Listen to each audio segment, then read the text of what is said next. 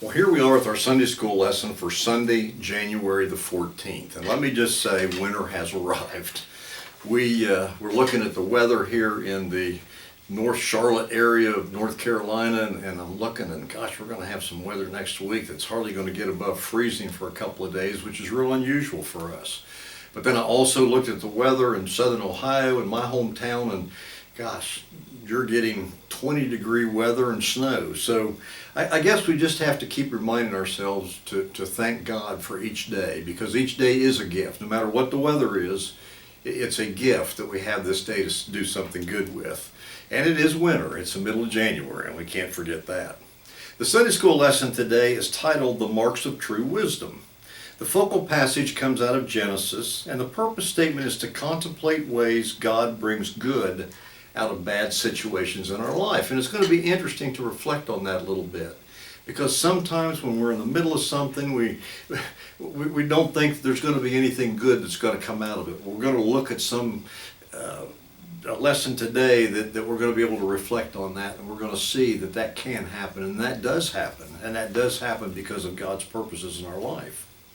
One of the things that I think about as I drive around, and I was with a friend yesterday, and we were coming back from actually visiting another friend who was in assisted living, and we passed a house, and I didn't know the history of the house, but he mentioned that he knew who had lived in that house at one time, and the house has been abandoned, and it was all grown up, and there were trees and weeds and shrubs, and nothing had been touched in quite a long time. And when I pass a house like that, I can't help but wonder what the story was behind that house. First of all, why it was abandoned. But then I also think about that house and the fact that there was probably a family that lived there at one time, and that family probably celebrated birthdays and certainly Christmas and went through life events, the first day of school, whatever it was. And yet, for whatever reason, that house is now abandoned.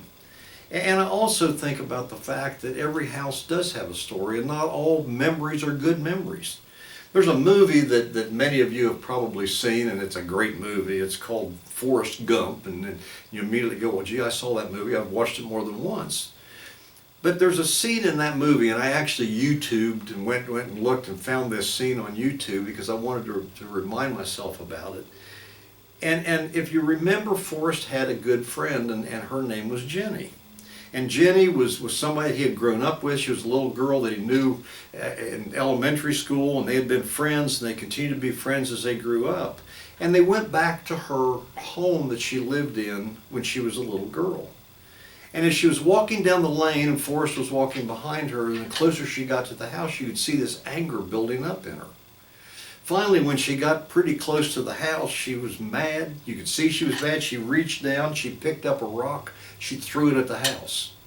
And then she reached down, she picked up another rock, and she threw it at the house. And then she picked up another rock and threw it through a window and broke the window, and then broke another window. And she just kept doing that until she finally just collapsed from exhaustion. She had this hurt that had built up in her over the years. She had an abusive father. And that hurt had continued to manifest itself, and she had made bad choices as she was growing up. She was involved in drugs and multiple partners, and now all of a sudden, all of that, when she saw that house and all those memories come flooding back. And Forrest appropriately commented, Jenny, sometimes there just aren't enough rocks. As we look at our lesson today, I want to think about that, because I thought that was such an important thing, such an important comment. Sometimes there aren't enough rocks. We run out of rocks. Rocks are what we hurl at objects or individuals who remind us of our pain. And we do that. We have somebody that's hurt us in the past, they've said something to us, they've done something to us, and we just can't let it go. We can't get over it. Every time we hear their name, if there's somebody that we see occasionally, we might let a little sarcastic comment come out. We may refuse to even want to look at them. If we're in a room with them and other people, we don't want to make eye contact with them. And the problem with that is that deep hurts and deep wounds can't be healed by simply throwing rocks. Sooner or later, we'll run out and we'll collapse with exhaustion. And we'll find that in the process, we've hurt other people. We'll find that the pain's still there. The lesson today, our Sunday school lesson that we're going to focus on, is about the healing of deep wounds. And we're going to look at the wisdom of Joseph. His family had deeply wounded him. He had 12 brothers from 4 mothers. We talked about polygamy was something that was very common. His mother died when he was 10. And Joseph was the favorite son of his father's favorite wife. And because of that, and you know this story, you know bits and pieces of Joseph's life. His father made him a beautiful robe, and it was a robe that was fit for a prince.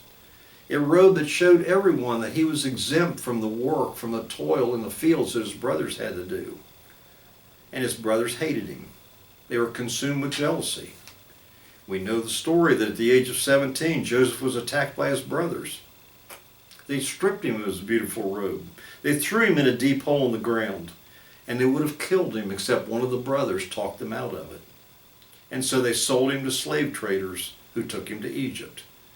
And then they lied to their father. They lied to their father and said that Joseph had been killed by a wild animal. But we also know that through a series of events, Joseph went from slave to prisoner to being appointed as second in command in the great Egyptian empire. And during a 7-year period of famine, it was Joseph's responsibility to manage the distribution of grain so that everyone in the empire and the surrounding area would be able to eat. I'm going to read a couple of passages. One is leading into our passage today, but I think it's important as a reminder. And it comes from Genesis 41, 56, and 57. It says, "The famine covered every part of the land, and Joseph opened all of the granaries and sold grain to the Egyptians. In the land of Egypt, the famine became more and more severe. Every country came to Egypt to buy grain from Joseph, because in every country the famine had also become more severe." So look at Joseph's position. Look at Joseph's position. He was saving people's lives. This famine would have killed hundreds of thousands of people, and yet Joseph was in a position to make sure that that didn't happen. So as we get closer to our story today, as we look at Joseph's life, Joseph recognized his brothers when he saw them, but they didn't recognize him. He held one brother hostage and makes him go back for his little brother Benjamin, who wasn't with him. And then when they come back with Benjamin, Joseph reveals who he is. And instead of punishing them for what they did to them, he invites them to bring their father to Egypt so that they can all survive the famine and live closer together again. And so the entire family comes to Egypt. 17 years after the reunion, Joseph's father dies. And so that's where we pick up our story today. And we pick up from Genesis 50, 14 through 21. And we read, "Then Joseph returned to Egypt, he, his brothers, and everyone who left with him to bury his father. When Joseph's brothers realized that their father was now dead, they said, 'What if Joseph bears a grudge against us and wants to pay us back seriously for all the troubled things we did to him?' So they approached Joseph and said, 'Your father gave orders before he died, telling us, this is what you should say to Joseph. Please forgive your brother's sins and misdeeds, for they did terrible things to you. Now please forgive the sins of the servants of your father's God.' Joseph wept when they spoke to him. His brothers wept too, fell down in front of him and said, 'We're here as your slaves.' But Joseph said to them, 'Don't be afraid. Am I God? You planned something bad for me, but God produced something good from it in order to save the lives of many people, just as he is doing today. Now don't be afraid. I will take care of you and your children.' So he put them at ease and spoke reassuringly to them." Now think about how powerful that is, my friends. Think about the whole scenario here. Here Joseph is, and his brothers have done terrible things to him, and now all of a sudden they're scared. There's one theologian, or a couple of theologians I looked at, that suggested the reason he was crying, because he knew they were lying. He was crying because they were so desperate that they would lie to him about his father saying that you shouldn't do anything to them. I think there's a few things I want to reflect on them as we look at this lesson today that we need to think about and we take out of Joseph's life. I think the first thing that we need to look at is, if we desire healing, we must guard against bitterness. Bitterness is what can happen when we choose to dwell on our wounds. We can get into the habit of being bitter. We can say, I want him to have what he deserves. I want her to have what she deserves. What they put me through, what they said to me, the way they acted. We hear the term all the time about karma. Karma's going to get them, and I can't wait for that to happen. And bitterness can lead us to harbor resentment, and it starts destroying us from within when we do that. Joseph's brothers assumed he'd be bitter. And what if he holds a grudge against us? He's going to attack us. He's going to try to right the wrong. And so they made up this lie that his father said, don't hurt them, even though they've wronged you. And they were begging for mercy by doing that. I mean, think about it. Think about how you would feel. Joseph had been sold into slavery at the age of 17. But then Joseph's response is incredible. Don't be afraid. Am I in the place of God? You're begging mercy from me, but I'm not God. I'm not the one to grant that mercy to you. I'm not in the business of payback. God alone rights wrongs. So I don't have to settle the score with you. You guys are good with me, but you better get right with God. There was one story that I read, and this was years ago, and I love history. I was a history undergraduate major. And it was a story about Robert E. Lee. And Robert E. Lee was visiting a lady in Kentucky after the end of the Civil War. And when he was visiting with her, she was upset. She was showing him her home. And she showed him what was left of a tree in her front yard. It had been a beautiful oak tree. And it had been destroyed during the Union bombing of her town.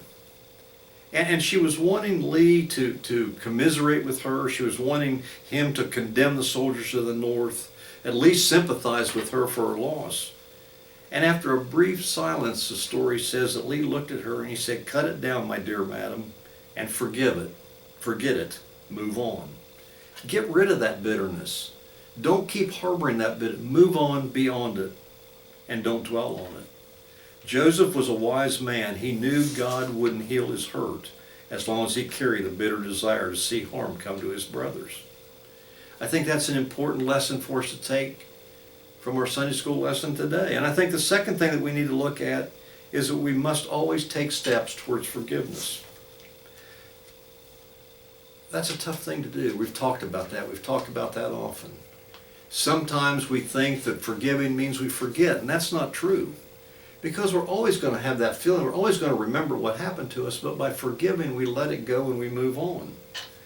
And the key to forgiveness is for us to take time to understand how much we've been forgiven by God. A deep wound will always stay open if we're unable to forgive. A third thing we learn from Joseph that needs to occur in our life is that we need to recognize God's greater purpose. In verse 20, Joseph, the recipient of unnecessary wrong and mistreatment, looks his brothers in the eye and says this, you intended to harm me, but God intended it for good to accomplish what is now being done, the saving of many lives. I think about that. We talked about that a few weeks ago. Certainly in my life, I look back over my life. I dare say you could do the same thing, and you look back and you think of all these things that were interconnected that get you where you are today. Some things are more challenging than others. And yet they served a purpose. I've got to say, and I've mentioned this before, on my desk at the office. And it says, in every adversity lies a seed of equal or better benefit. And I believe that. I've seen that happen in my life. It's happened in your life. In every adversity lies a seed of equal or better benefit. If we just focus on that, if we just focus on God's purpose in our life.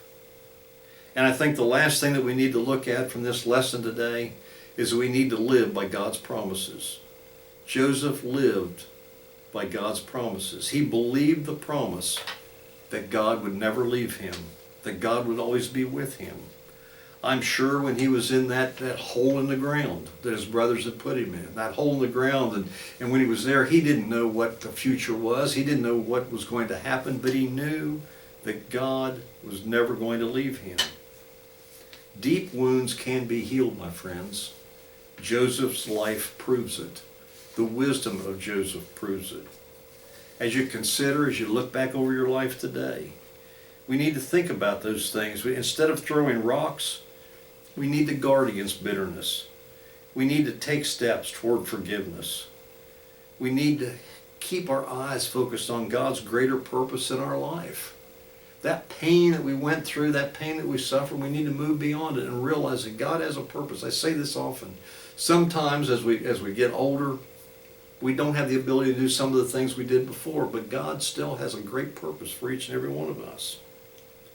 And we need to constantly remember to live by His promises, because they're always true, they're always faithful, and He will never abandon us.